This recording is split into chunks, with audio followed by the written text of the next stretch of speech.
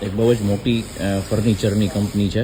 એના બેકએન્ડની આપણે જો વાત કરીએ ને તો અત્યારે આ જે 3 બહેનો જે દેખાય છે ને એમની પાસે એટલી સ્કિલ સેટ છે ને કે આખો દિવસ લગભગ 12 થી 13 કલાક એ લોકો કામ કરે છે અને એક જ વસ્તુ રોજે રોજ મહિના વર્ષો વર્ષ.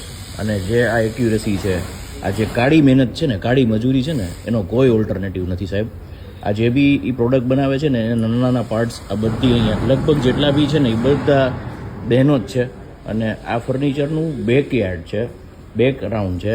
અને જે રીતે આ લોકો મહેનત કરે છે ને, મહેનતનો કોઈ જે બાપ નથી જે કહી શકાય ને, આ એ વસ્તુ છે. એની પાસે ઊંચું મોટું જોઈને આ એન્ટરટેન કરવાનો ટાઈમ નથી. અને આ કાળી મહેનત છે સાહેબ. અને જે રીતે આ લોકોએ દુનિયાને ઝુકાવ્યું છે ને મહેનત કરીને, એને ખુદને ભરોસો કે દુનિયા આખી છે ને અહીંયા ખરીદી કરવા આવશે.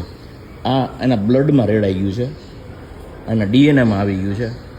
ખાલી મહેનત અને મહેનત.